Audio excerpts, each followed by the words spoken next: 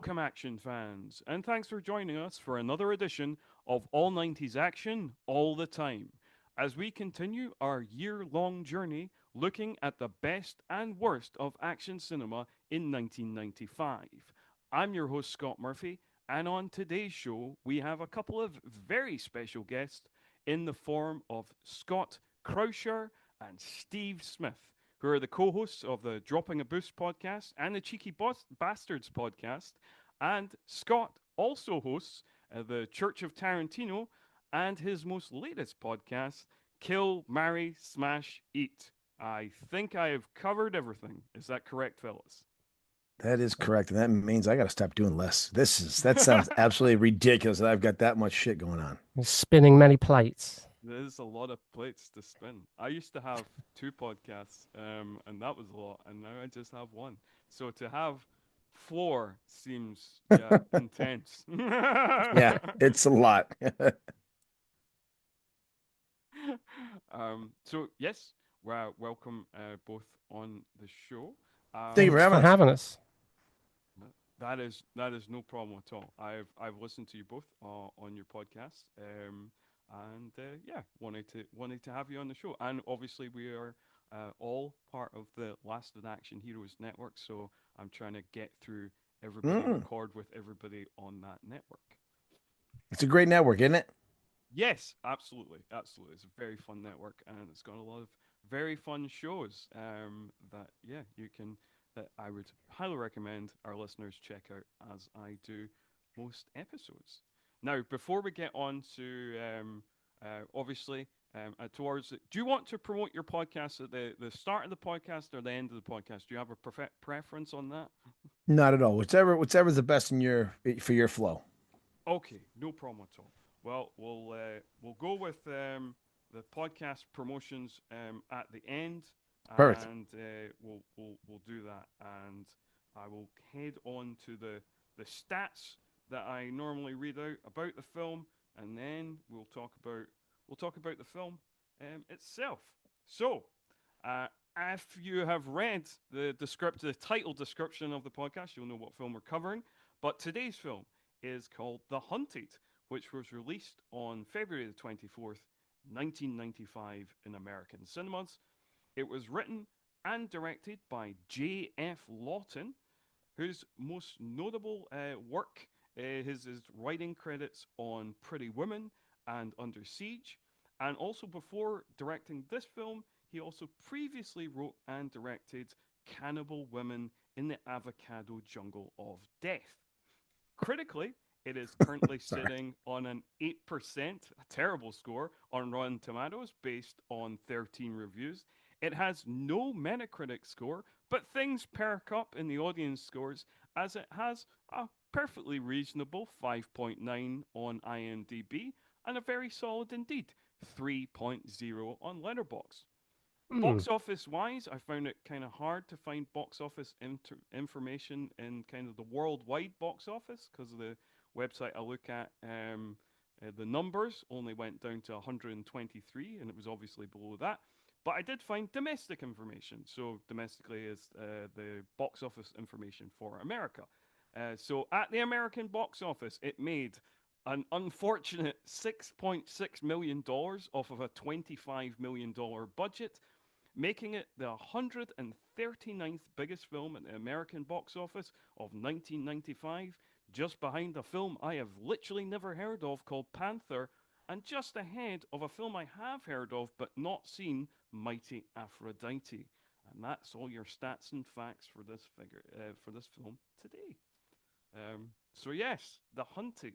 Now, had either of you previously seen or heard of The Hunted before checking out for this podcast? I'd never heard of it. And I'll admit to you, when you reached out to us, I told Steve we're doing The Hunted, and I thought we were doing the 2003 one. I should have probably paid attention to the fact that you're reading nothing but 90s action films. I'm going to pull my head out of my ass early on that one. So I was like, oh, we're going to do the one with Tommy Lee Jones and Benicio del Toro. And then you're like, no, you're going to do the one with Lambert. And I thought, oh, never heard of this fucking one. So no, I too had not seen this. And we apologize for having been excited about The Hunter from the 2003. that's okay because like when you reached out to me, and there was a few films available still available when you reached out to me, and you were like, "Well, I will do the hunted." I was Yep, surprised. that's me. That's on I me. was like, I was like, "Oh, that one." I Yeah. thought I'd struggle to find guests for this one, but okay. Nope. Just an American who doesn't know what the fuck he's doing. That's all. That's all you need. Just an American to go, The Hunted. I know that movie without ever paying attention. So you got your guest. excellent. So it all worked out well. In the end, brilliant. So before we kind of into the dive into the plot of the movie, um, like what were your kind of first impressions of the film, and without diving too much into your final thoughts, like did you get on with it immediately, or were you like, oh, I'm not sure about this film? Like, what were your initial impressions of the movie? We'll go with you first, Steve. I'm- I wasn't, as we've said, I wasn't familiar with the film at all. But and Christopher Lambert or Christopher Lambert, I think is the right way you meant to pronounce his name. Yeah, I've I heard wasn't. yes. I'm not a fan Mm-hmm. particularly. I was not a fan of Highlander either, but this struck me as the kind of there was a few of these kind of movies I think like Rising Sun, and there was Black Rain. You had these Yeah. kind of Asian and American like action movies. Um, so I think I quickly got the vibe of the movie. Hmm.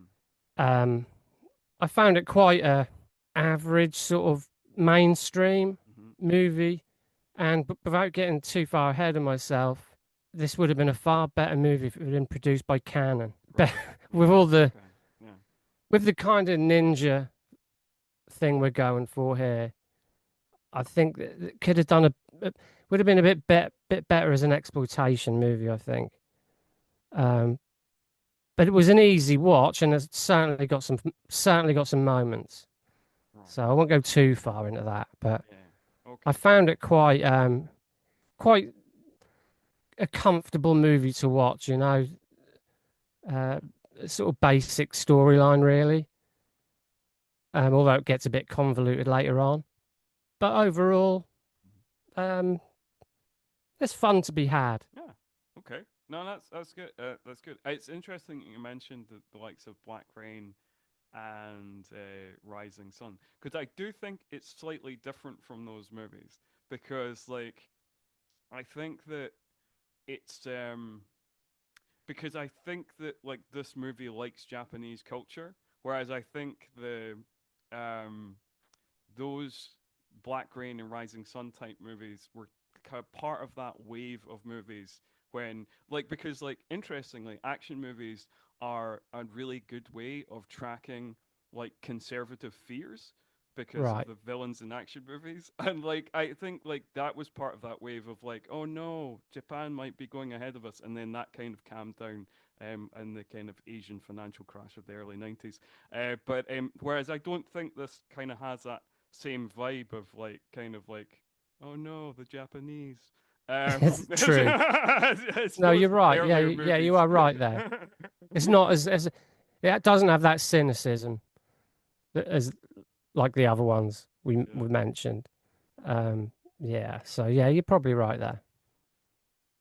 And Scott, what were you kind of initial Well, uh, feelings? being here in America, Yeah. starting like around 1985, 1984, for Mm-hmm. about a decade, there was a lot of well, we had Michael Dudikoff and American Ninjas. These are a lot of the ninja became a very big movie genre or subgenre here in America, especially. I think there's like five American Ninjas that are out there, and then there's a bunch of spin-offs and this and that. So this was very reminiscent of that, and I think, excuse me, I think this movie got lucky to get put out when it did because it came out, I believe, the beginning of 1995. So again, February. it is just getting under the wire from the Pulp Fiction independent wave that we would get following, right? So like if this movie tried to come out in 96, it never would have seen the light of day. It never would have made it to theaters. So this was brought out in America in the what I call the dead time. So Mm. anything after January, which is when the movies that are trying to get Oscar looks. So they'll release them early, like in December, in limited release in LA and New York, and then they'll go wide release after that in January timeframe so that more eyes can get on it. But they want to make sure they're under the wire to make it to the Oscar season. So then after January, you've got from what used to be from February to beginning of May, because usually the beginning of May is when summer blockbusters would kick off. But Marvel has kind of moved that time frame into April at this point. So there would be just, you get a lot of rom-coms, bad action movies, and really bad horror movies that would come out that time frame. So I think it was able to sneak in because the landslide that would follow of independent cinema hadn't yet started. So they got lucky. But it was very reminiscent of those films of the 90s. It was just that, all of a sudden they were just just ninjas. Ninjas were a thing again. Like suddenly these mystic creatures, these mystic warriors suddenly were a thing again. Like they were just ninjas. But what it did, because it's Hollywood, there's got to be a great white hero, right? Like there's always going to be a white man who's able to learn the mysterious ways of the Orient that takes the actual people from that area years of discipline and trying. But if you're a white man from America, you can pick up a sword, and within 30 minutes of a montage, you too will be a master of a martial discipline just because you are Caucasian. And so it was the kind of that old reminiscent feeling of like, oh, all right, another one of these movies that you could have taken out Lambert, and you could have put in Van Damme, you could have put Seagal in this film, you could have added in even Chuck Norris or Dudikoff, and it would have had a bit of a similar feel. I think that they went with our man Lambert because he was in the Highlander and he knew how to use a sword. So I think they were hoping that those of us watching the film would not be surprised if he picked up a sword. Especially if you're from that time frame, you've seen those movies. I mean, it wasn't a terrible film. It just was. It was just reminiscent of an era that is no longer around, and that either is a good or bad thing. But the ninja has once again gone underground. So we will see if they return, not in the form of a teenage turtle. Yeah. I like yeah, you make a couple of very interesting points there. And yeah, of course, I was aware of like the kind of ninja wave in the 80s with the American ninja films and also the other canon Sho Kazugi films and all that kind of stuff. And yeah, for sure. Like and with Steve mentioning that kind of wave of like that included the likes of Black Rain and Rising Sun, that kind of wave lasted like the late 80s into about 93 when Rising Sun came out. So I almost feel like this movie came out kind of in between things because you have that wave and then you get the next wave of like East meets West kind of action movies, like starting in like 98 when you have like Rush Hour, The Big Hit, The Replacement Killers, things like that. So I feel like it almost kind of actually comes out at the wrong time because I feel like it kind of comes between eras of that kind of that type of action movie, that kind of East meets West type of action movie. Now, correct me if I'm wrong. I think around that time, that is also when John Woo has been introduced, especially here in the West, in America. And I think that the films of John Woo, because Chow Yun-fat's in a few of those movies you Yeah. talked about, it seems like we moved into a new era, but it felt like it was also being somewhat doctored in or brought in by actual people from the Hong Kong scene that were now getting Yes. their American opportunity. So it's probably why this film may still have missed out because, if, well, Lambert wouldn't have been in it and it would have been different actors, you know what I mean? Like it would have been a Probably. completely different setup if they Probably. tried to do it. And, may have had better sensibilities if a Hong Kong action director had actually taken the helm of it. Yeah. Yeah. Because it probably would have been Van Damme or something. Because like Van Damme seems to be the one who has like pulled in a lot of like Hong Kong directors. Like I'm pretty sure the Western debuts of John Woo, Ringo Lam, and Sue Hark were all Van Damme films. That's right. Yeah. Yeah, I think The I muscles do from think Brussels. because I watched this film a couple of times now, and and that's really my main takeaway from it all is it really needs a Hong Kong director. I think you got the wrong, Mm. it's coming from the wrong angle where a lot of the fight scenes they're clearly not. they're clearly from an American standpoint more than anything. So they lack the finesse and choreography and speed and viciousness that you'd normally find. And you get this kind of, I don't want to say amateurish because it's Watered not. down. Yeah, it's very watered down and just lacks the finesse we come to expect from that stuff. So that was one of my reoccurring thoughts when I watched it the second time. Was I'm like, yeah, this is really a bit sluggish. All this stuff. This isn't what you would normally expect. And you would get, talk about the Cannon films and Michael Dudikoff. This is like this should be a cheaper film. This should be a more low budget exploitative affair. It seems elevated, but it's watered down, as Scott said. So yeah, I really did feel that way, that you need a Hong Kong director for this. I think you got It the wrong reminded guy. Steve, it reminded me of the stuff we watch on Dropping a Bruce a little bit. It doesn't have the balls to go the full Monty, so to speak. Like, it has nudity, and we get some of that, and there's some violence, but even the violence it's really watered down for what this film's supposed to be.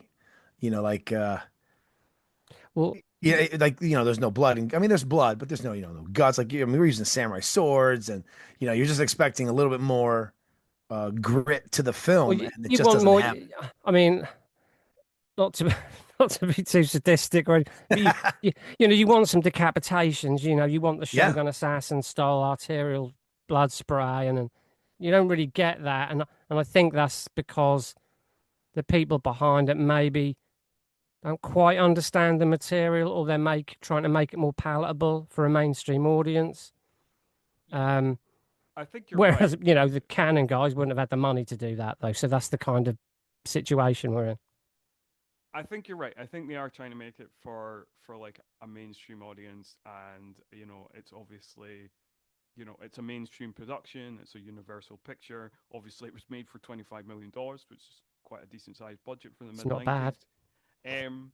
And it's yeah, it's difficult because like part of me is like, yes, you're entirely correct. With a Hong Kong director, the fight scenes, the choreography would have had like that much more kinetic energy. It probably would have been gorier. I think it would have benefit from that. I guess to be fair, like this is J.F. Lawton's. It's only his second directorial effort. His first one, like I said, was Cannibal Women and Avocado Jungle Death, which is a horror comedy, a kind of low budget horror comedy. So it's both a big step up in budget for him and also his first action movie that he's directed. Obviously, he was one of the screenwriters on Under Siege. Yeah. So like for that, like there is a couple of action set pieces that I'm sure we'll get to that do really work, but unfortunately, they never. Those ones really stand out because the rest of the action sequences don't quite reach that level. This is true. We're talking, I guess. I mean, the bullet train sequence is Yeah, pretty that great. yeah. I mean, that is so. Maybe before we get to the bullet train sequence, I will give a quick plot synopsis because I feel like a lot of the listeners at home probably have not seen this film, not heard of this film, so probably don't know what it's all about. True. So Yeah. quick and it doesn't rundown. have Benicio del Toro or Tommy Lee Jones in it. Just make sure they That is understand that as that well. is true. That is true. So this is not the William Friedkin directed Tommy Lee Jones, Benicio del Toro starring The Hunted from 2003. No, this is the J.F. Lawton directed Christopher Lambert starring The Hunted from 1995. Basically, Christopher Lambert is apparently a New York businessman with a very French name called Paul Racine. And he is in Japan on some sort of conference, although hysterically, because of to cut costs, most of the film was shot much like a 2000 CW network show in Vancouver. But he's on business and he's hanging out. And he is apparently some sort of like computer chip salesman or executive, something like that. It doesn't really matter. He hooks up with a woman called Karina, who they have like one night together. They meet at a bar, an American style bar in a Japanese hotel, and they go and wander around Osaka, I think it is, and they go to a taiko concert and like they have a great time.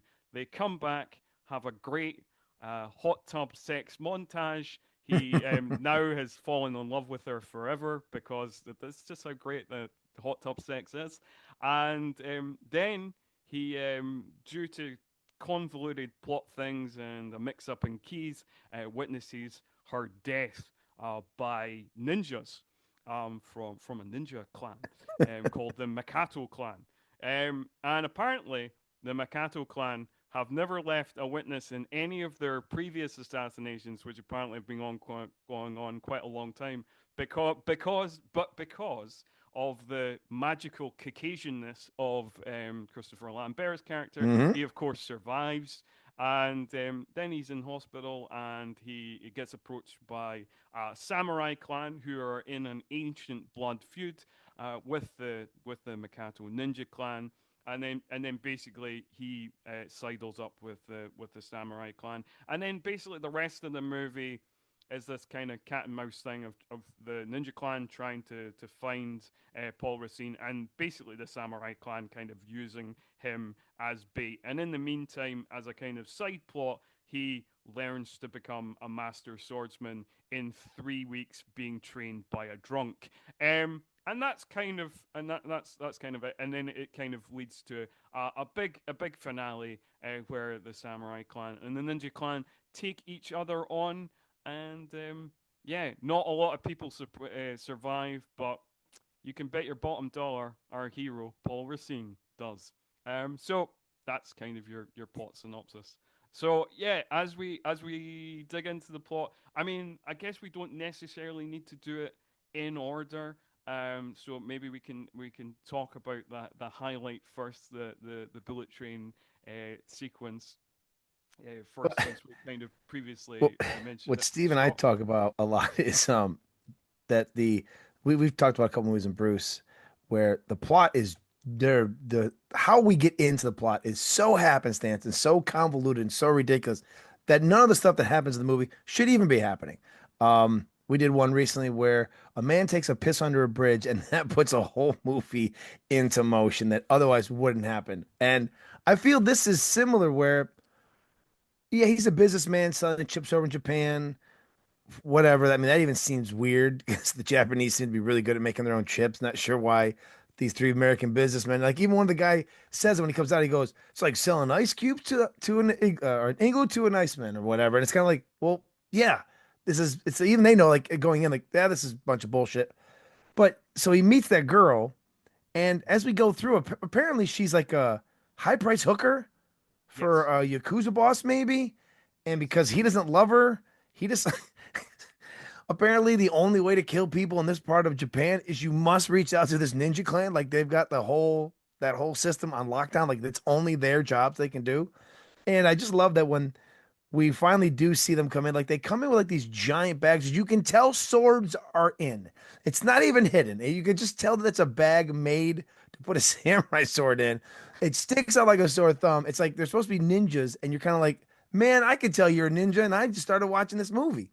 So how this whole thing happens, it really feels like the only way to get this movie made was to add in an American element so that we can make. Because otherwise, this really feels like this could have been a much better movie. We remove him, and we've got these two clans, these samurai who want to fight this hidden ninja clan.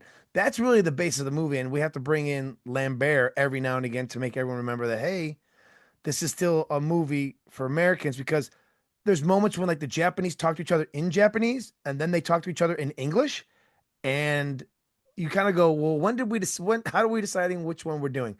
When are we gonna just only talk in Japanese, and when are we gonna just talk in American, and why are we doing that at all? No, I absolutely agree with you. I am not sure what like J.F. Watson initially envisaged with this film, if it was always written by like this, but the more I watched the film, the more I was like, this would be a more interesting film if we just had like the head of the ninja clan, Kinjo, and the head of the samurai clan, Takeda, as like the main characters, and it's just about this blood feud. And because everything that is connected to the kind of quote unquote love story that Paul's involved in, and all of Paul's stuff like is like his training to be a samurai with Ashima, the drunk sword maker, and all that. That feels like subplot ephemera that we don't need. And yeah, I the only reason I think that we have that is like you say, because this was made by an American studio for an American audience, and we certainly believed at the time that we couldn't just have a film about Japanese things with Japanese people with subtitles, and that just wouldn't sell. So we need the Lambert factor. Yeah, it certainly feels like there's a lot of imitation going on.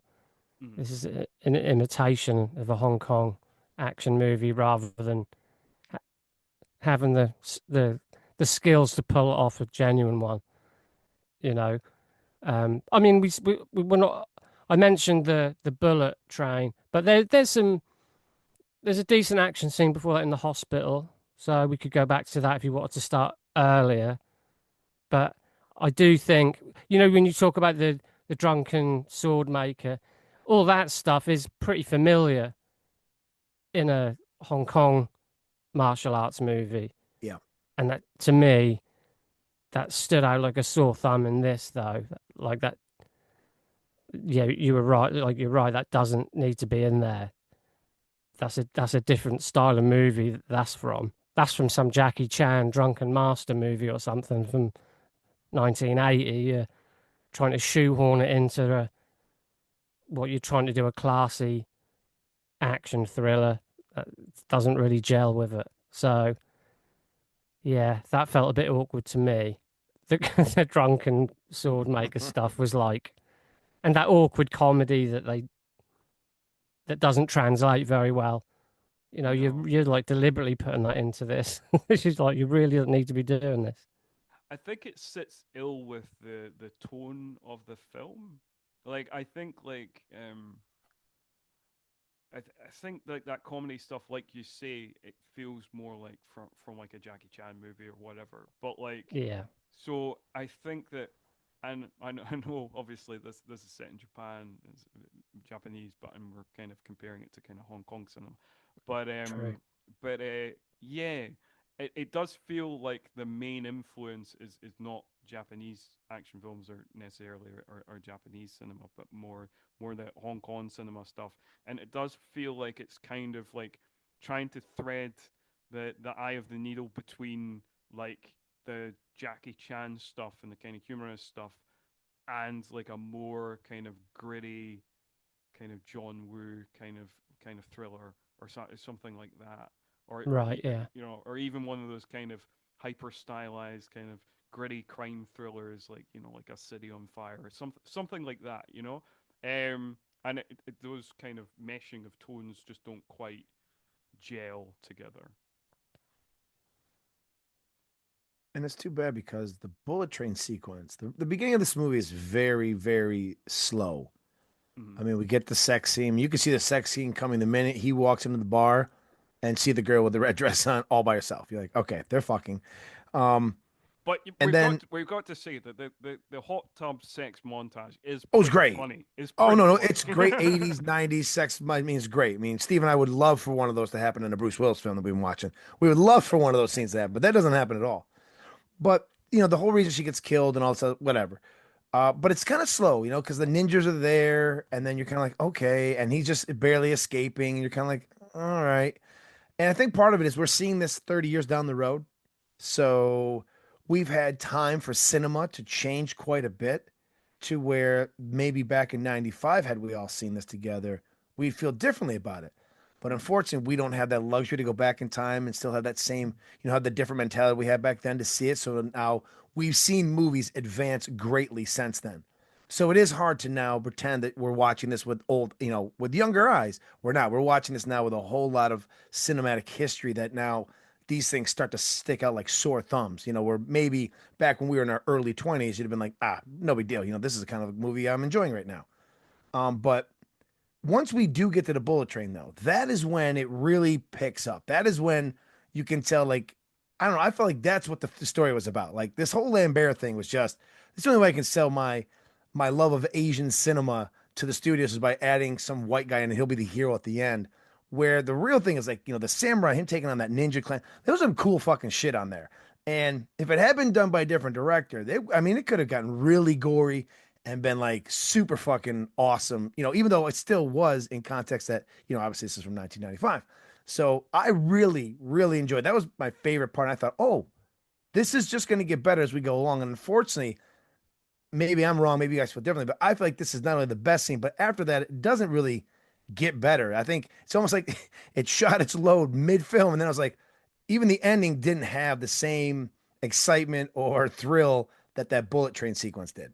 No, I would agree with you. I think that the movie kind of slows down again, and then once we get to the island, we're kind of we're kind of hanging around. We're kind of hanging around to the finale. But I do like just to go back a little bit. I do think that Steve is also right. I do think that like that is the best section of the film because like they come close together, and the fight scene at the hospital and the like the kind of sword fight and shootout at the hospital, and then kind of chase that he goes through the arcade, through the pachinko arcade.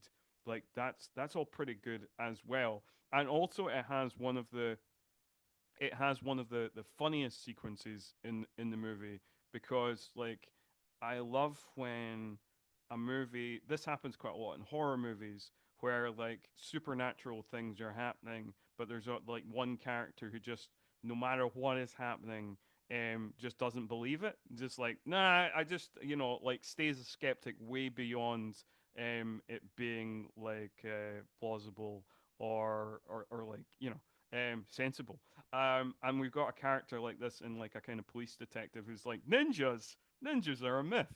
And then Immediately. He's one of the best guys in the movie too. He But really is a good one. I He did reminded me laugh. of the fat guy I, from Batman, from yeah, Tim Burton's Batman.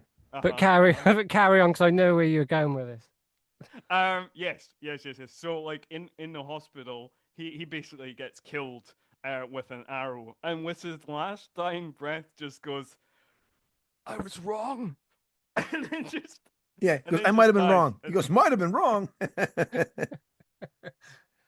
Yeah, Yeah, but yeah. he literally says that there's no ninjas. That's all a myth, and that immediately gets fucking killed. That's like within like 10 seconds. Yeah, yeah. Which was the comedic highlight of the movie, for my money, for sure. Yeah, On that whole scene, he's walking upstairs, he's choking, hands the one cop his sandwich. That cop just stands on that landing holding that sandwich the entire time till he gets murked by a ninja. Just there were some funny moments, but Yeah. I don't know that they were intentionally funny. Do you know what I mean? I don't know if they were intentionally, Yeah. except I'm for with him you. saying that on the bed. I don't know if some of the other ones were intentional or not. I know what you mean. I know what you mean because like there's certain things that happen in the movie, and I don't know how you felt about them, but there's certain things that I found funny, but I don't think were meant to be funny. Like so, the chief thing of that is Paul keeps having like visions of Karina, and it's done in this very kind of like woozy kind of trying to be arty style, and it doesn't work for me, and I found it hilarious because like every time this movie goes towards kind of seriousness or profundity of any way, I feel like it trips over, and like it's like that thing in The Simpsons with Sideshow Bob, and it's just rakes in the face again and again. And I don't know, like, what did you guys feel about that? The visions And I found, oh, actually, the other thing I was going to say was the hilarity behind the visions also is because apparently the ninja stars are poisoned. And if you get enough of that poison, it'll kill you. But if you get just a little bit of that poison, it'll give you like magic prophecy powers. So again, it's pretty hilarious. But anyway, I'll let you And he guys keeps talk getting a about that. sword. Yeah. It's like this weird, like every time he sees her again. I mean, look, she must have been the greatest sexual conquest of his lifetime. Because for knowing a girl for like 3 minutes and having great sex in a hot tub to suddenly feeling like you need to avenge her death is quite a turn. It's quite a turn. And then not only that, to have these dreams where not only is he like reliving sometimes, like he's in that coma in surgery, reliving having sex with her, and it kind of ends with her like giving him a sword, like he's fucking like it's Excalibur. Like it's some of it was just like, wait a minute, why does this woman feel like some weak American businessman who does chips is suddenly ready to take a samurai sword and take on a ninja clan to avenge her? It's just very laughable at some moments in that part. Like I mean, the sex must have been incredible for him to go on a roaring rampage of Revenge. revenge. He's the original kid. He's Bill. Yeah, Kill Jill. yeah. Well, I Um, mean, like, and she also did that impressive trick because, like, when she got into the hot tub, she was wearing her dress, and like, he went under the Yes. water, and then when she emerged from the water, she was naked, and that's some pretty David Copperfield shit right there. yeah, I mean, I guess. Well, I was He's thinking got like, monkeys on his underwear. well, she obviously. Or I pigs. thought I did sort of think she must have had like a no nudity clause in her Mm. contract, but then she does show her boobs at one point. So, well, not that that's why I was watching the movie, of course, gentlemen. But what I'm saying, that Yeah, but it just is why he rewound 20 seconds that's for why about I've an now hour. seen the film 26 times. No, no. But that But yeah, specific spot. again, yeah, again, it just sort of so uneven in that sense of what it's trying to achieve. And this, the director, this J.F. Lawton guy, he's obviously a huge fan of this stuff, and Mm. I guess he's finally got some money together. I mean, that's a pretty decent budget for the time, and he's just throwing everything but the kitchen sink into the movie. His love for, Asian cinema, I guess. So all these visions of the lady in red, and the whole kit and caboodle, really, of ninjas and samurais and bullet trains and detective story and revenge thriller. It's all a bit Even a little bit of Yakuza, like. well, true, exactly. So he's clearly got a love for this stuff, and as you pointed out earlier, I mean, to think that Replacement Killers came out like or was ready to go like 2 years later. Yeah, I The think it came out in difference, '98. So yeah, yeah, right? So yeah, it's three, only a couple of three, years, 3 years. that it Yeah, was yeah. ready to go. I- The difference is huge in this case. Th- this just seems positively sort of um, not mundane, but it's just so middle of the road in comparison to the kind of kinetic energy Mm. and grittiness and sort of style you get a couple of years later. So yeah, I don't know. All this lady in red stuff is kind of strange, and there's so much going on. It's not a boring movie though. I mean, it does dip between the like as you've said, the bullet train and the grand finale. It really does, you know, it really does slow down, but at the same time, there's certainly enough to keep you interested, I think. You make a good point. See, the problem with the grand finale is we have been waiting since the bullet train moment, right? So we know who Kinju is, right? We have this good idea that he's like this mystical guy who's a bad motherfucker and can kill just about anybody. Then you got Takeda, who is this otherworldly swordsman who cuts through his best people like they're standing still in that really great train sequence. So we're like, fuck yeah, we've got Rocky and Drago coming up at the end of the movie. And oh, wait a minute, don't forget about the, the white businessman. He somehow is going to figure in and he's going to slay the dragon because that's what the American audience wants. And I was like, oh, fuck. that really kind of hurt me when I was like, all right, we got this great moment. Here we go. Here they are. They're fighting, and then it ends, and then I'm like, oh wait a minute, we still got another 5 to 10 minutes left of this movie. I know how this is going to end now, and that's really, really disappointing. That is really what, and I feel bad for this guy because obviously doing the, and you're a fan of it too, Steve, but doing the Tarantino podcast, this is his Kill Bill. This is his love of Asian cinema. He just doesn't have the cachet, the money, or maybe even the ability to pull it off that way, but he really wants to tell the story of the samurai versus the ninja. And unfortunately, in order to make this and get this into theaters, he's got to add this fucking French actor who is known for being a swordsman, who has a friend in that movie who's a Spaniard who's from Scotland. It's just a whole fuckery the whole way through. And now he's got to be added in here, and he's got to be the one to win. And look, I'll give him credit. They find this really bullshit way to make it somewhat believable that he could defeat him. But when that battle ends almost too quickly, you go, oh man, this means we got to add this guy. And like all of a sudden, our white man, he outsmarts him. Like he can suddenly cut down a fucking pagoda on this guy. It's like, oh, come on. Like it really does, unfortunately, because we have to have this because apparently Hollywood is so, you know, asshole type that it's got to be an American or at least a white person who wins. We can't have it be anyone else. That we have to ruin a chance that would have been fun because we were all waiting for it. I know I was.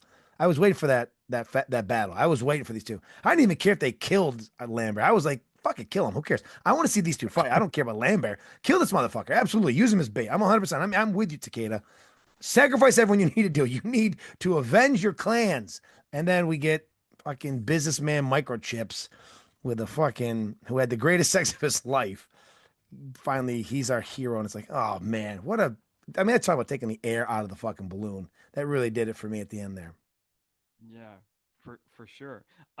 Yeah, and I have to say, like reading into the movie, there was like a Shout Factory Blu-ray released, and it had like a work print version of the film, which is slightly different to the theatrical version that we all watched, and the it sounds like the grand finale is even more of a letdown in that film because like the way apparently it unfolds there is Kinjo like basically manages to strike Takeda down in like one blow, and like because of because of his pride or something, the fact that he's like been kind of struck down in one blow, then Takeda like commits. I don't know if he commits seppuku or if he just kills himself. But like basically he offs himself, and then we have a fight with with Paul and Kinjo at the end apparently. And apparently that film is the work print is a bit different in a couple other ways. There's a subplot Right. with one of the other businessmen who ends up getting murdered, and there's more stuff with one of the other businessmen we see in the opening scene. He had a couple other scenes, and also apparently in the work print there's like a love story that ends up happening between Paul and Takeda's wife Miko, Oh man, I and was gonna and say I felt that immediately. so Like like I was like, I think he's apparently gonna try to bang this guy's wife. apparently the ending is completely different in the work print. And like basically instead of the ending that the slightly comedic ending that we get here, we end on like them like Paul and Miko like kissing and they're together now. Like Oh, that's how the okay. work print ends. Well, doesn't So this film end almost that way? Like all of a sudden, it feels like drunken sort swordsman is gonna suddenly yeah, train him to be the next Takeda, and yeah, she's gonna kind of. suddenly be his wife, Kind of. There is right? it's not explicit, but there is a kind of underlying kind of implicit kind of So thing he's the there. Asian Highlander now, the Japanese Yeah, and the Highlander. weird That's what thing it's about becoming. that, the weird thing about that is, and the thing I noticed, and maybe this is like a deliberate thing to kind of pull Highlander fans in, is like the the way he's styled, and the trench coat he's wearing is very similar to the Hmm. trench coat he has in the New York segment of the original Highlander film, where he's going under the pseudonym Russell Nash. So I wondered if that was like a kind of almost a way to drag Highlander fans in, of being like, oh yeah, like look at him, he looks just the exact same. He looks in Highlander in the kind Well, of I New can't York bit think of of Highlander. I can't think of another reason why he'd be in it in the first place. Oh yeah, it's only for Oh, because of it's that, so that very we all very believe as the audience, if he picks up a sword, we've seen him use a sword before, so we're Yeah, not going to be like, wait a minute, this is Scott Bale, he's some swordsman, you know what I mean? So yeah, yeah, it's definitely a cash grab at Highlander fans and for us American audiences or Western audiences to be like, oh, I've seen him hold a sword before, so he must be able to do this stuff. exactly. Yeah. yeah. I mean, because it is quite because if you think about it, just in terms of the film, like the first action sequence that he's involved in the hospital, like he just picks up a gun and starts killing ninjas who apparently were super effective up until 2 seconds ago, um, but now are just rubbish. I feel like I feel like the Star Wars things almost happened to them. Like in Star Wars, like the moment Obi-Wan Kenobi in his greatest contribution says these shots are too accurate for sand people. After that, stormtroopers are rubbish. And I get this, and this is the same. Where after Takeda says like they've never left anybody alive before, this is impossible. After that, they become rubbish. It's like a ripple effect that's affected them after. But Takeda, Yoshio Harada, actor. I think he's in it. He was, excuse me, he was in Lady Snowblood Part Two, I think. Yes, he was. Yeah, he was. So, Yeah. but he's pretty magnetic. He was He's great. he's the MVP of the movie. I Oh, mean, he's absolutely. just so badass. And again, to put it in simple terms, that's what this film really kind of lacks is that badass vibe. But any Well, it badass stuff that's in the movie is him. it He doesn't makes because it. it's an American movie, it doesn't allow him to be the Yeah, badass, yeah, to yeah. be No, the I center of the film. We always have to bring fucking Lambert back, and I think that's unfortunate. That's the hindrance. It really is the hindrance. Is we have two completely awesome villains or guys. They're gonna go oppose each other with some great other females in it, like even Kinjo's weird lady friends over there. They're kind of cool. They're creepy. They're having a threesome and just killing people on the train and kill everyone on the train. And it's just this really great setup, but unfortunately, we have to bring this this fucking sandal wearing piece of shit from America into it for no goddamn reason other than he got his dick wet on a fucking business trip. He's fucking up to all the works. He's messing up a great movie. He's messing up a great samurai ninja movie with this cocksucker, which is unfortunate because there really is a lot of stuff that you could do with this movie. We didn't have to bring in the white savior to always, well, handle without, things. but let's be, come on, let's get real here. Without that white savior, there's no movie. So, No, no, I know it doesn't get made, but that's the unfortunate They thing. wouldn't You have know what I thought mean? Like that it's possible. unfortunate that we couldn't have had someone else make this movie, and we're talking about like this great foreign film that we got to talk about called The Hunted, and not this one we got because of we had to have a white guy, which is weird because he's not even really American. He's French actor. I mean, it wasn't like you're getting even. It would have been better with almost anybody else. Yeah, no, there's a lot of that in the movie because there's like obviously he's pretending to be a New York businessman while actually being French, and even the Ninja Clan guy, like John Lone as Kingo, is good in the role, but yeah, I mean he's not Japanese. He's an American actor of Chinese descent. right, Like the one of um like the Miko and Takeda are like authentically Japanese actors, but like that's and I think obviously if they could have got away with it, if they could have, still worked up that budget without like a lead that is familiar to American audiences, like, and it was just Takeda versus Kingo, that would have been like, as we said, it's so much better. And I think you're right, Steve. I think that like, his performance as Takeda is amazing, and is the thing that is most familiar from like kind of because we mentioned a lot of Hong Kong cinema, but most familiar from like that kind of hard edge kind of Japanese cinema. Something like the Sony Chiba films, like the Street Fighter, or right. even like what you're talking about, even like Lady Snowblood, or like the Satoshi films, in that kind of like um, that particular type of Japanese kind of anti-hero that's like kind of sort of amoral but kind of also is kind of the good guy, Yeah. and like Well, you yeah, know, like you're absolutely right, because the Japanese stuff is the nastiest stuff. yeah. It's the grittiest sort of ultra violent stuff that you, and this is the thing with this movie is it kind of gives you that feeling, and that you just get shortchanged every time pretty much. Um, but I just think really half the budget, put Michael Dudikoff in the Lambert part, Sho Kosugi, you know, in the Takeda part, and you've probably got a better movie.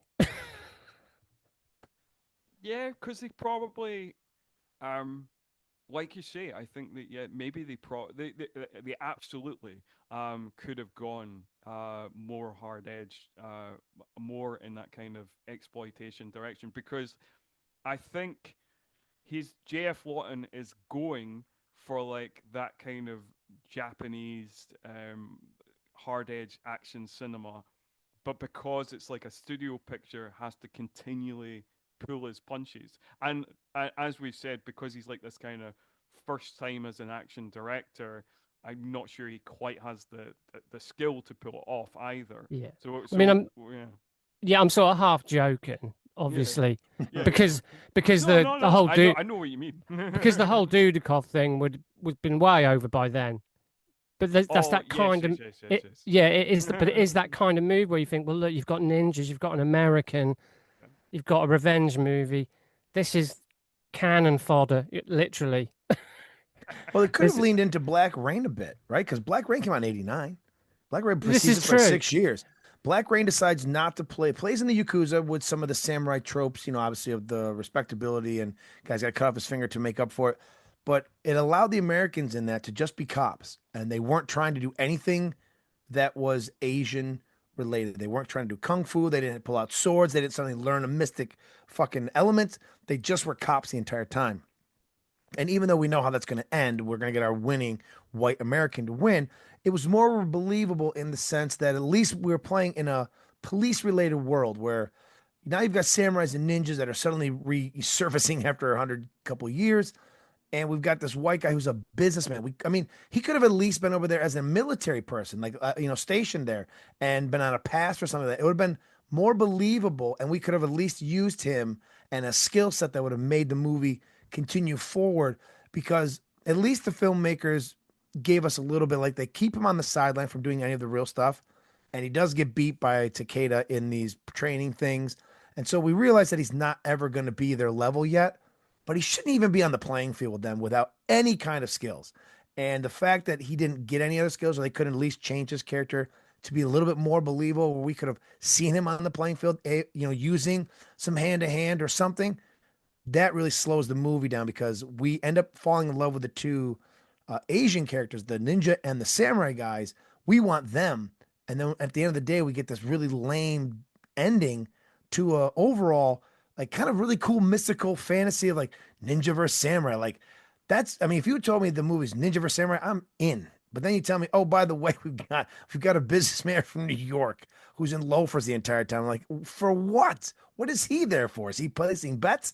Like, why is he mixed up in this? And that's where I think the biggest misstep is they didn't know what to do with this character they had to have in there, and they could have made him a more believable character to throw him into the action as opposed to suddenly dropping him in at the end and then us believing that he's overpowering. Even if Kinjo has no arms, I still think he kills them without even trying. But we have to have the white savior win, so it really just kind of kills the end of that film. I can't disagree with any of that. I have to say, because, like you say, even with the way it plays out, Kinjo is basically fighting on one leg, and the only reason Paul manages to get his first blow in is because Kinjo is having some hallucination about Karina. He sees he Which sees makes no he sense. sees me. So I don't know. Yeah, I don't know how you guys felt about this. So, like, it seems like we go into kind of fantasy at Mm-hmm. certain points, but even though most of the movie is we're going for like this gritty kind of crime vibe, we careen into fantasy every so often, and it seems that Karina is somehow mystical in some way, and is like revisiting Kinjo, haunting him as a ghost, and I don't know, like it didn't really work for me. Like, what were you guys thought on that? The kind of vengeance of Karina's ghost. I thought she was more important than she was. Like at the end of the day, we find out she's just this hooker who decides to no longer want to work for a guy. So he sends, for some reason, he sends ninjas after them. Makes no sense at all. So I thought she was more mystical, like she was something that, like, maybe she was a part of that ninja clan and she was like gonna blow the whistle on them or something, or let them know to be public, or maybe she was a spy in their organization and then she had to be killed because she knew she was going to be killed that night. Like she wasn't unaware that it was coming for her. Mhm. And so it just like that's really left out in the cold because we get no real story besides that Yakuza guy being, telling Kinjo why he had her killed. And then it's like weird that Kinjo suddenly like, I think we're supposed to think that Kinjo has a heart. I don't know if we're supposed to like be rooting for Kinjo at the end or what. But none of that's believable. Like all of a sudden he's got like this, oh no, it was a beautiful woman. It was a whore that I struck down. Like, oh no, how will I ever get into heaven or whatever? So there's so many like little holes in what we're supposed to believe or know that it's like they built this loose plot so that we can at least have the events happen. But because it's so loose, we're kind of like, why did any of it happen? I mean, we could have just simply had Takeda being like, I've heard about these ninjas. I'm hunting them down. I'm going to kill them. And then it's just weird that, I mean, again, by happenstance, the doctor who is saving his life happens to see a ninja star and know exactly who to go to. And it's kind of like, wow, talk about your plot points that are necessary. That's very true. There's a lot of mix ups here, and there's I mean, a lot if of he had a cold that coincidence. night and called out, the whole movie's over with. Yeah, it's kind of Yes. like you said earlier about the cop in the Bruce Willis movie, the cop taking a piss under the bridge gets the whole thing kind of moving. It's like in this, if the doctor wouldn't have, noticed the ninja thing, and Karina, it all seems, you know, it's much ado about nothing. It just doesn't really fit. Look, the whole thing with Karina just doesn't feel earned. This whole war over this, and I don't think Christopher Lambert, not the character, but the actor. I don't think he's earned his stripes as an action star for him to really be taken seriously in this kind of movie either. So there's a whole lot of stuff, but the Karina stuff, the whole plot, the situations in this movie are all groovy and fun, and you know we enjoy it. But the actual plot, it's just a bit much ado about nothing for me. Yeah.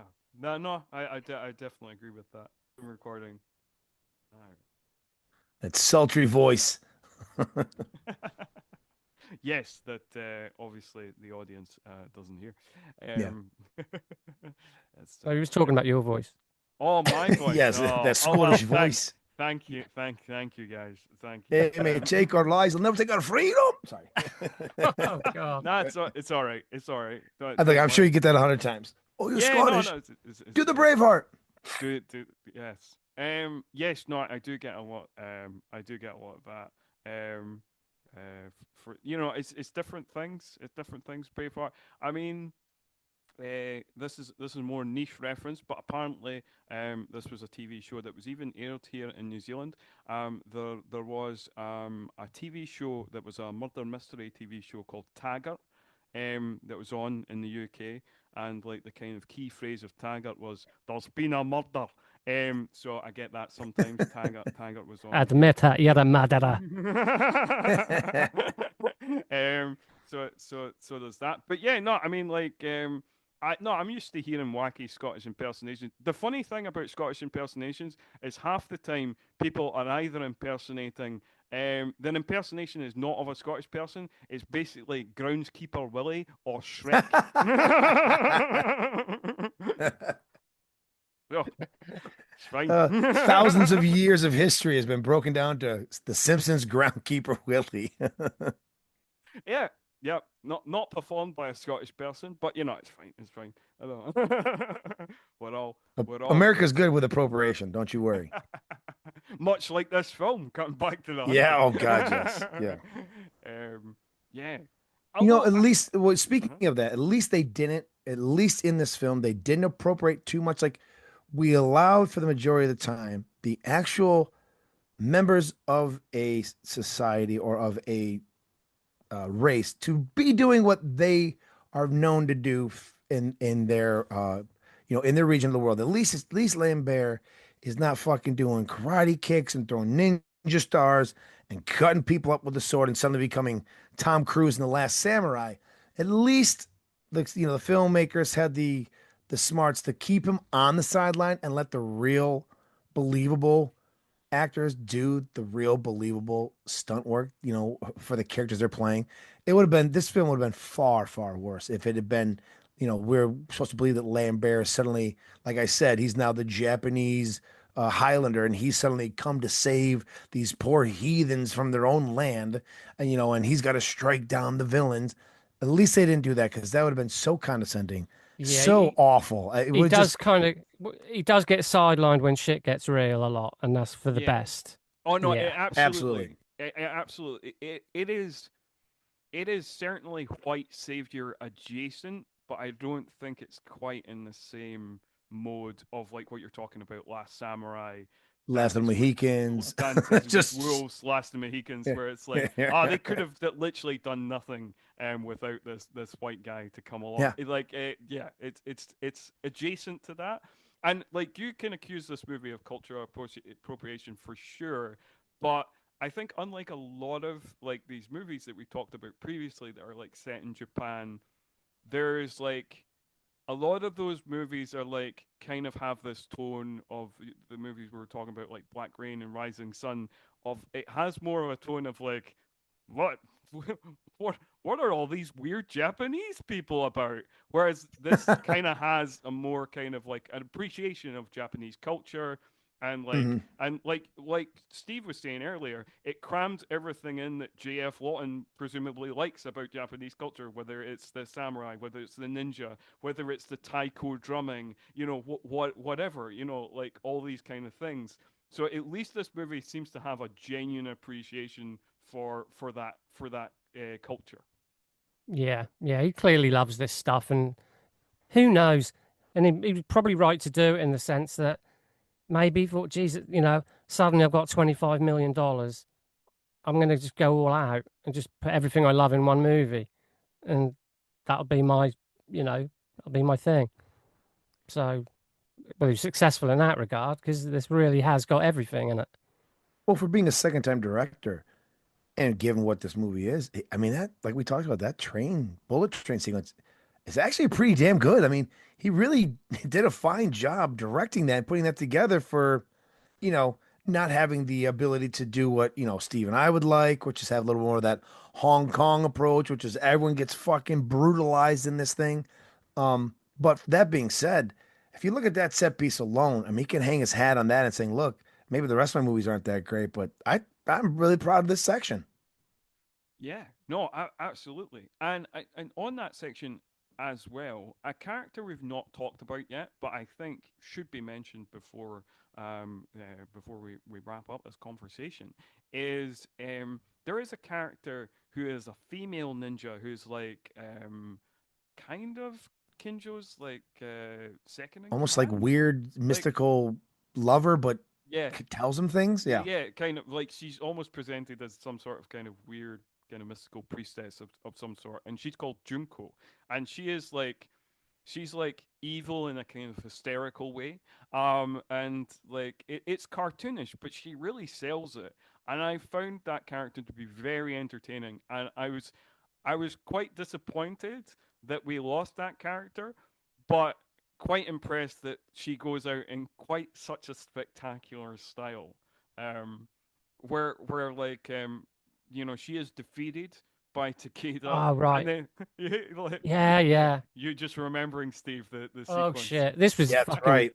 this was real. This was decent. That was, I think that's a lot of that guy's obviously also love of samurai films, but also here in America we had when cable first came out, we Mhm. had like Saturday we had kung fu marathons on Saturday. So I think he definitely got some of this that ending part as a part of some of the stuff that you would see on Kung Fu Theater. So yeah, that was really cool. Again, if that's made today, that might be shown. We might see a piece of that, or at least the after results of what she did. Yeah. I mean that was quite a shocking moment, even though we didn't see it. She's one of Even the most badass people in the film too. yes, because like you know, she is really going after Takeda, and like she is just like she is no mercy. Like they're just killing off passengers willy nilly. Yeah. And and then yeah, even though we don't see it, like she basically intends to slice her own face off so she cannot be identified by the authorities, and we see it just before the sword hits her face, and you know it's almost I don't know whether it's better to have seen it or better to not have seen it because like your imagination of like because you get it just as the sword hits her face and you just see a little bit of blood and then it cuts away. Yeah, Um, it was kind of like the it's kind of like the ear cutting scene in Reservoir Dogs in exactly. that sense, Yeah, yeah, where very good you point. just I think you probably you know what might sound strange coming from me, but I think you're probably better off not seeing it. Whereas Yeah, no, the you're right. guy, You're probably right. Yeah. I'm usually the guy who's like, no, but that would have been a fucking jaw dropper if you had. But at the However, same you and I time, love exploitation, and since this is basically a B movie, the exploitation factor of adding it in would amp this movie up, and I think it would have a bit of a cult following due to that factor. just that alone, but I think that would have been rather out of place with everything else you Yeah, sort of. compared, Yeah, yeah, yeah, compared to It everything would have been else a that's real going like on. Yeah. Jesus. It would, yeah. But there was a still a damn fine. It's still a great moment. yeah. I would say that like I mean I guess like the bullet train sequence stands out because of that. Not just because like it seems like the fight choreography is a bit better, but also because like it goes hard in a way that really no other scene in the film does. Like it's bloody and ruthless, and it It's a really massacre, yeah. yeah Yeah. yeah absolutely, and and it kind And of when you shows. find out that it's intentional, that Takeda doesn't care about anyone else but finding this Kinju guy, so he can prove that he's the best swordsman in Japan. He's willing to sacrifice the front of the train to fight him in the middle of the train.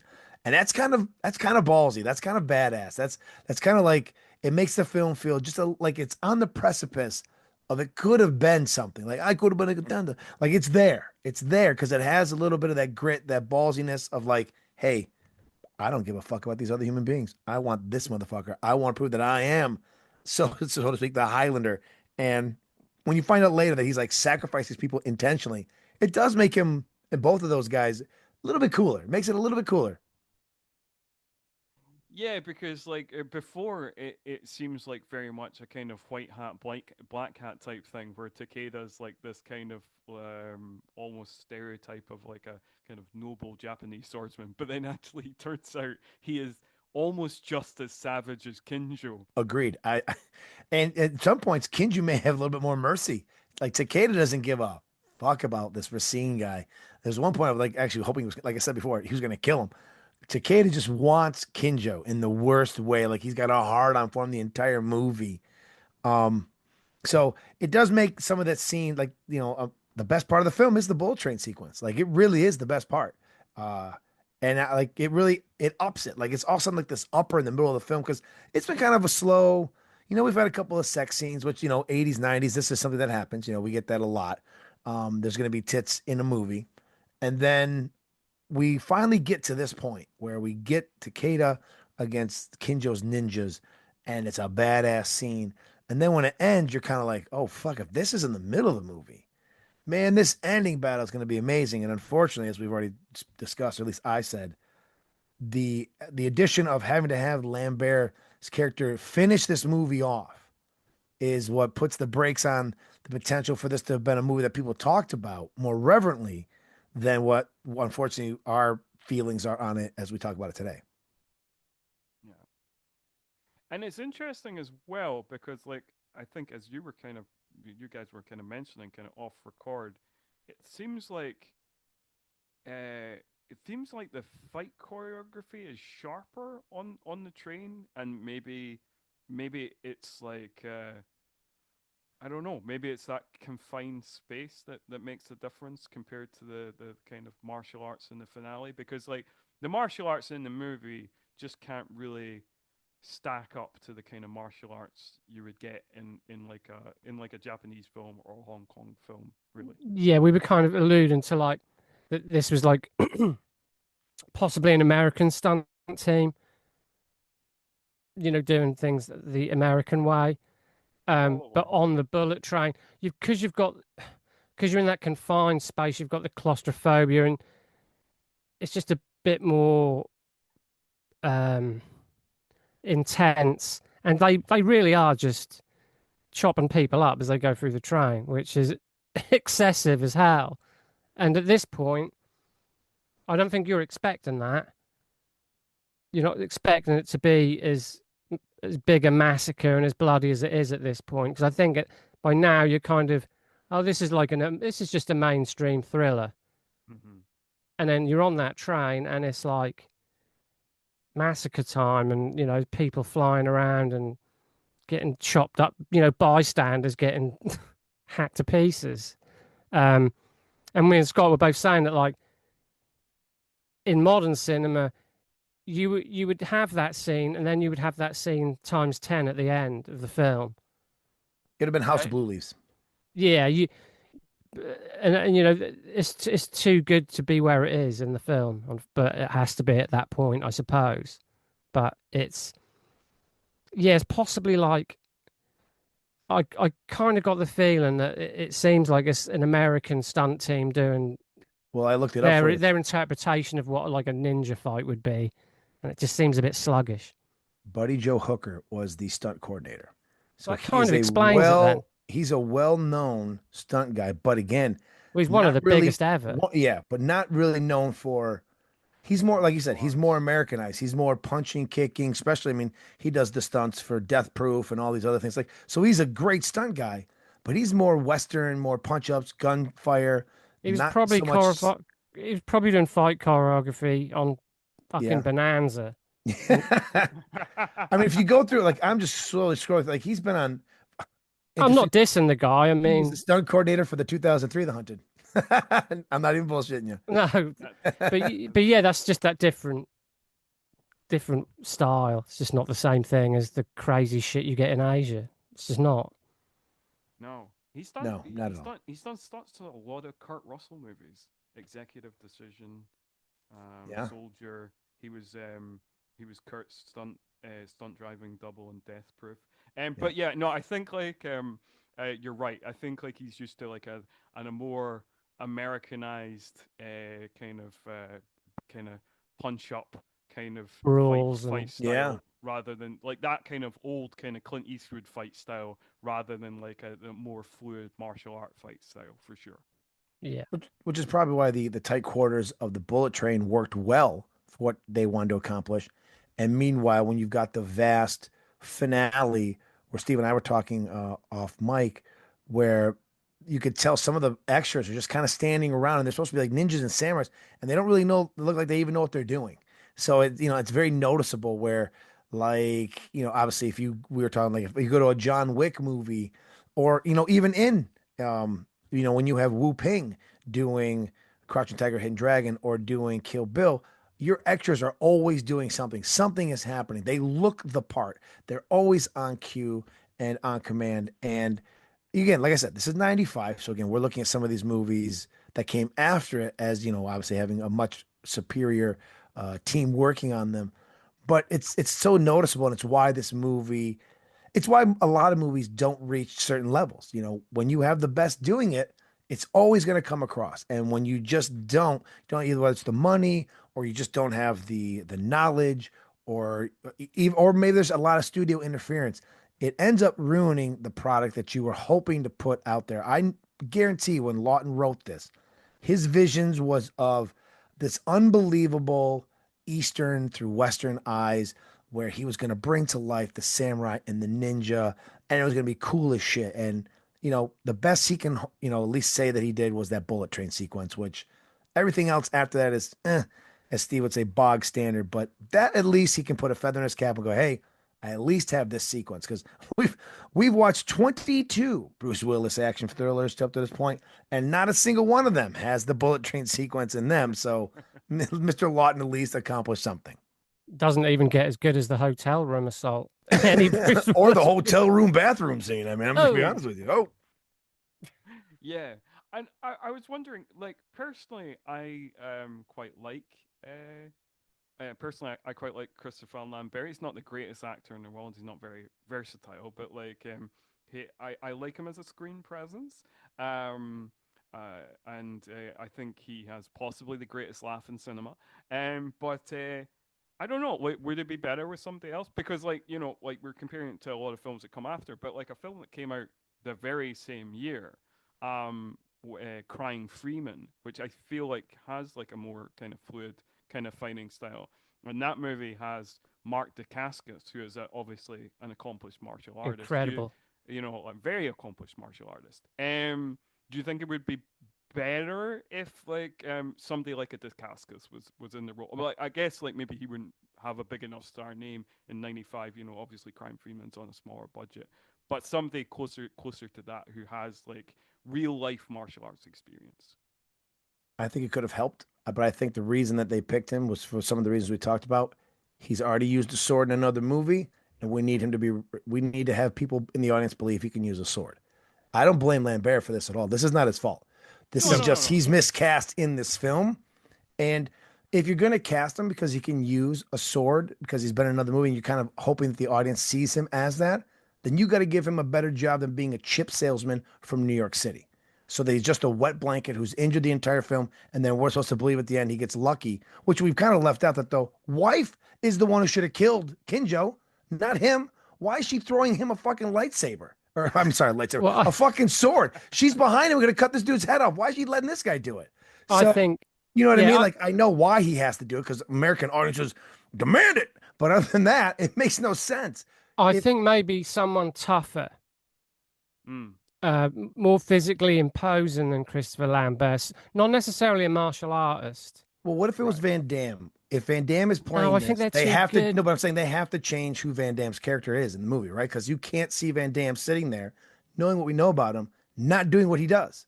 He can't just be a wet blanket chip salesman who suddenly at the end gets lucky and kills this almost unkillable So, figure. talking about Van Damme, Scott, right, if you gave Paul Racine like a kind of Van Damme background of like, Van Damme is often like a former French legionnaire, like would that work better? Do you That think would that would change work this better? whole tone of the film, 100%. In this tone of the film, he would have killed one of those ninjas in the first part when he goes in back into the hotel room. Hmm. That's how we would have been believable that Paul Racine is up to the task. That they have underestimated him, that he's an ex whatever, and he's there for like maybe he's there to help with the security in these high rise buildings for these big industrial guys or whatever, and they've messed with the wrong person at the wrong time. That's a But much more believable standard in movies, anyways, right? Like yeah, but it's you Oh could always have yeah, yeah. had Christopher Lambert as an ex-military I guy. agree. Yeah, I agree he could have done it too, but I think But Van Damme is but a little I bit more think Van believable. Damme would have been too on the nose. Too much. Right, too much. Yeah, He would have had to dance for some reason in the film as Yeah, well. I haven't really got an answer of who, yeah. but I just think someone just with a little bit more physicality, a little bit more What about macho. Seagal at the time? This is in his Again, I just wheelhouse at the. think I know, but this is in his I know era. you are. No, I know what you're saying, but that's not what in my head. I just, I mean, I'm not. I think Christopher Lambert's a bit wimpy looking. Mm. I Agreed. I And I think find it his hard accent to. hurts him. I don't think it makes him cool in this part of the film. It just is. It's too, like you said, wimpy. Like it doesn't have a commanding. Like, if Scott is on Mr. Murphy, if he's doing it, that Scottish accent's got a little bit more like gravitas to it, a little bit more like I'm gonna fuck you up kind of feel to it, as opposed to him being French, like oh wow. It's just I just don't get afraid of the French guy with the sandals on as I would, someone else with a little bit more Yeah, gravitas to them. yeah. I just think someone just with a bit more machismo, but not so much so that he's invincible. No, he should You have had don't, some yeah, kind of military background where he could have yeah, handled himself. He wouldn't have been up to the task of being a swordsman, but he would have had some knowledge that it would have brought. He wouldn't have just been this wimp yeah. in this You fight. kind of So needed someone who was tough already, but was now going to be shown the ways of the East, and yes, someone who already has some training and stuff, where you yeah, can then that believe he could be better at swords than's necessary. than suddenly just picking one up. And no, I get it. Yeah, How that's come true. we get it? No one else in Hollywood gets it. I'm fucking I tired of don't this know. shit. I don't know. I don't know. I mean, like, yeah, I agree with Steve. I'm not sure about Van Damme, and it definitely couldn't be a Seagal movie. Like, I definitely think that, like, I like it just No, wouldn't. Seagal would have It ruined just it because he would have had to be the Takeda character. He would have had to be yeah, both. everything would have had to center around Seagal's ego. So, like, the fact that, like, the movie is so much of a kind of three-hander between Paul and Takeda and Kinjo, like, Takeda and Kinjo's screen time would have been cut down in half probably if this was a Seagal movie, and it would just all been about Seagal and his path of And that Yeah, greatness. I sex mean, scene would have been the again, first third of the yeah, movie. I mean, again, that would have been too on the nose. But someone like Michael Douglas, Right. who he can sell a punch, you know. Can he?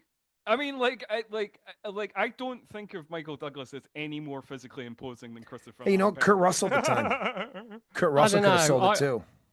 I don't know. I Again, just I do think it comes down to the fact that the character of Racine is pigeonholed into this role where no one in their right mind is going to believe that a salesman of computer chips who wears loafers is going to suddenly become Johnny Badass by the end of the film to take on this ninja who is cutting through most of Japan at the time. Like, and I think that's where the real hole in the film is that we've got this guy that the American audience, or at least the American film industry, thinks the American audience wants. I can tell you it doesn't, but they have to have this white guy save everybody. Well, you've not made us believe that he has the ability to do so. At least Yeah, over the course of the Last Samurai, even though I don't believe Tom Cruise turns into a samurai by the end, but at least there's this, he's trained and it takes time and it's not just like in a 3 week period. He's been gone 3 weeks. I mean, the U.S. Embassy's not even looking for this guy. That's how unimportant he is.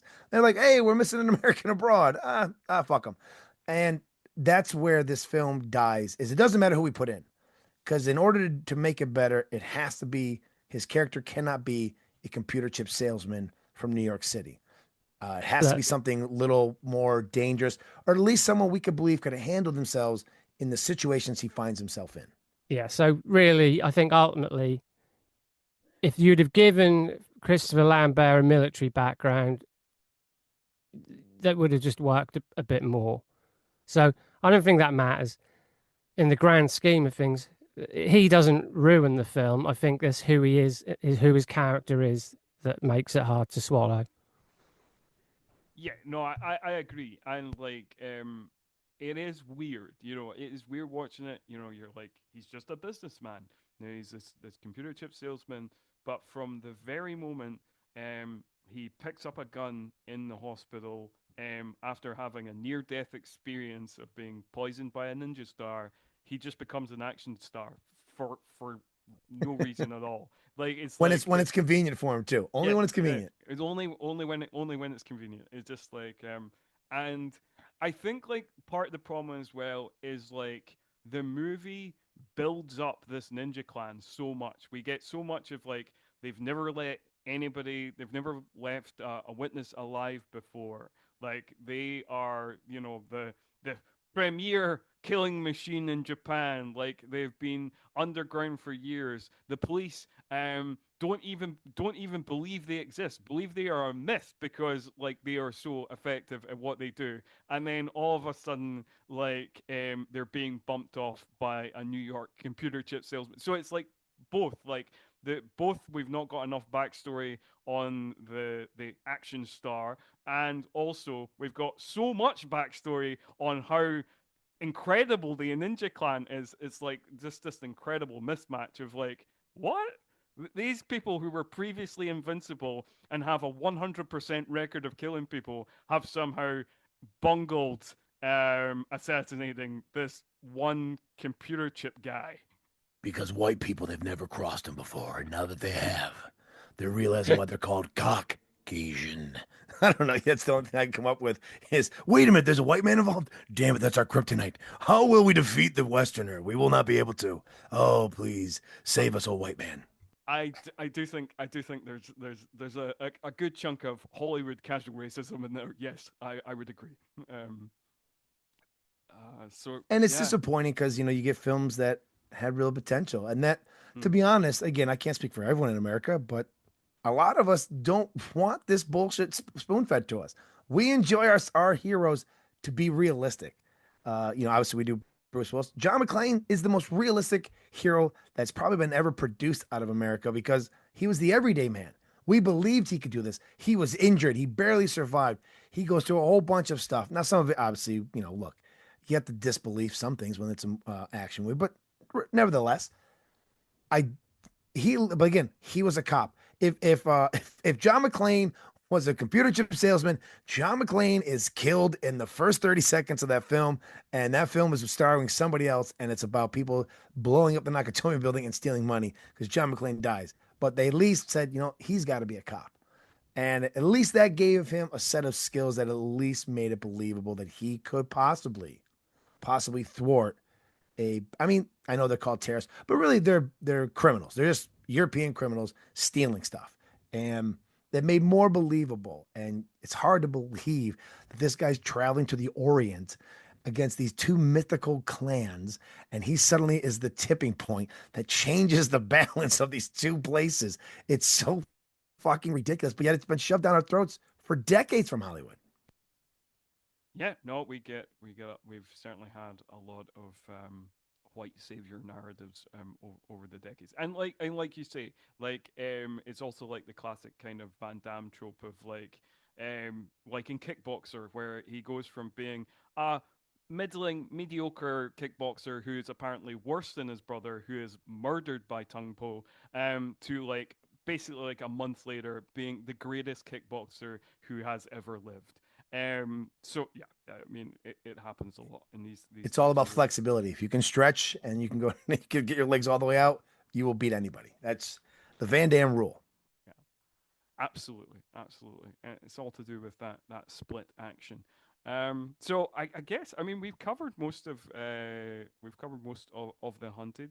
Do you guys have any kind of final thoughts, things that we might have missed or not talked about, or just anything off the top of your heads that you want to mention about the hunted before we head?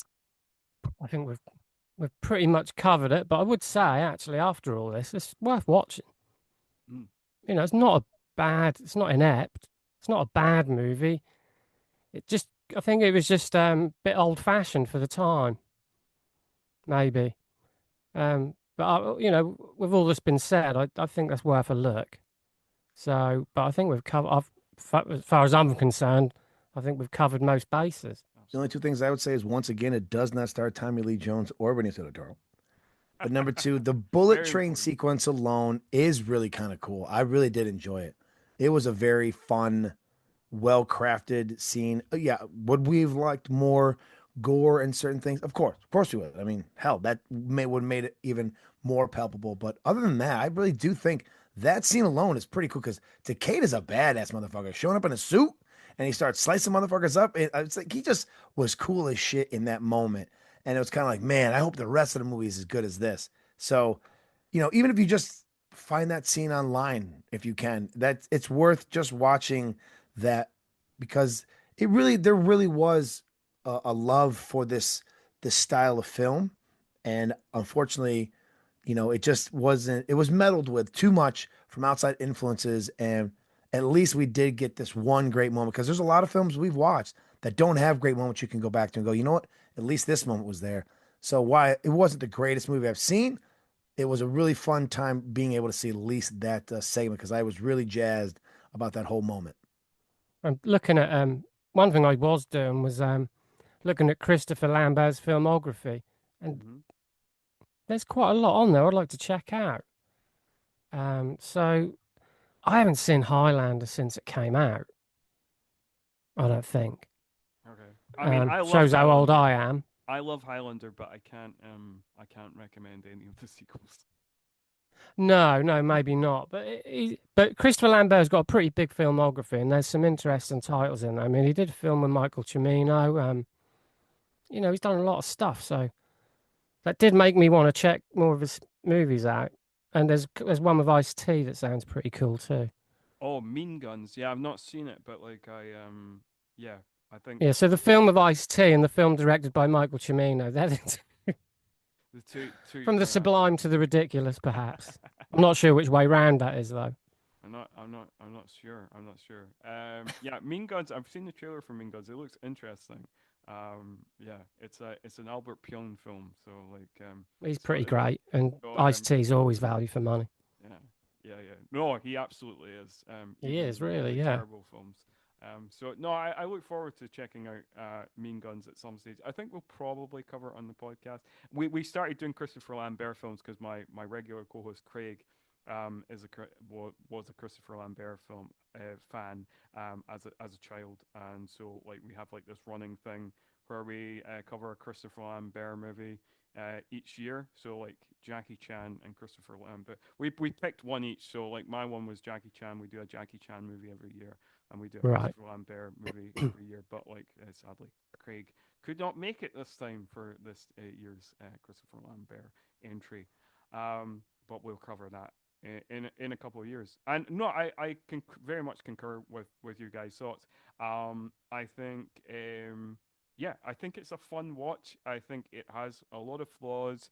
I think like it pales in comparison to a lot of the Japanese and Hong Kong action movies of the time, and obviously it pales in comparison to the movies that would come after that are influenced by both Japanese and Hong Kong films, like your Kill Bills and your John Wicks and stuff. But that bullet train sequence is still great, and as we mentioned, um, Takeda, the actor who plays Takeda, Yoshio Harada, it really is the MVP of the movie, and Hmm. his performance is worth it alone. And also, like John Lone as Kingo is actually pretty ace as well. So like those two performances really make it worth it.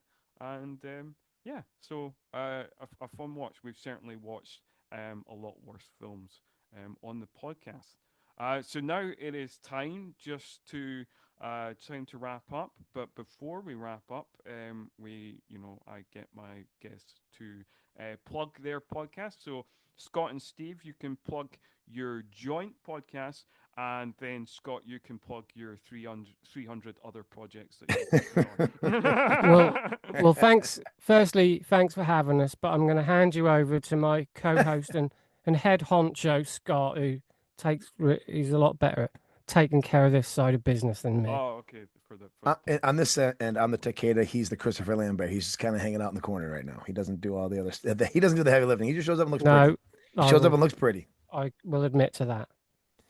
So you can find me and Steve the same way you found this podcast. We are also on the Last of the Action Heroes podcast network. We have uh, under our Cheeky Bastards banner, we do the Men of Action podcast, which is kind of what Cheeky Bastards has morphed into.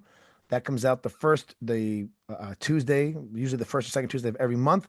And then 2 weeks later, we do the Dropping a Bruce podcast, where we're looking at the 40 straight to DVD release movies from his acting career. And it is the Lord's work that we are doing. We owe something in the afterlife. We are paying a penance because we decided to do it. So you can find us there. All our links will be there. And then on my basically my mainstay is I'm on the Church of Tarantino podcast. That is, you can find me at Church of QT Pod, and I'm on almost all the social networks and stuff. And I have season 4 kicking off in January, where there will be 2 episodes, the first and third Fridays of every month, along with on the second and fourth Fridays over on Patreon. I have 2 new series that are debuting there this year. So a lot of work, but the best part is stuff just like this, where we get to meet people from across the world and get to talk with them about some of the best stuff, which is movies. And that's how Steve and I met. That's how we became good friends, and how we've been doing this podcast now almost over 2 years now. So It's true. yeah, Yeah. so we really truly appreciate you bringing us on and now becoming part of our podcasting family, which is I don't know, it's been the greatest joy. Is the recording. The editing's a pain in the ass, and whether people listen or not, I don't really care, because the the conversation is as it's the juice, as they said in Heat. The action is the juice for me. The recording is the juice. Um, well, yes, absolutely. I can very much agree with you on that. It's the recordings. Is the fun thing. It's the reason I podcast, and I think most people podcast, and it is, yeah, other podcasters, and getting to chat with them, and like I think that's the best thing. It is very much the friends you meet along the way. Absolutely. 100%. For absolutely. So it's been an absolute pleasure to have you both on. Well, I'm sure we will invite you back again at some stage. So it just leaves me to thank you both very much again for coming on this episode for The Hunted, brackets, not the one that's directed by William Friedkin, close bracket. That could have been really embarrassing, I couldn't know. it? What Ninjas, you films is say? what Geez, film? ninjas. I don't remember a Bullet ninja in that Train? film. Bullet I Train? don't, What? I don't remember any of this. Where's Benicio del Toro? Like I thought. Anyway, so and thank you, listener, for tuning in to our latest ramblings on action cinema in the 90s. Please do join us again next month when we will be covering Die Hard with a Vengeance, tying everything up. And but until then, though, see ya.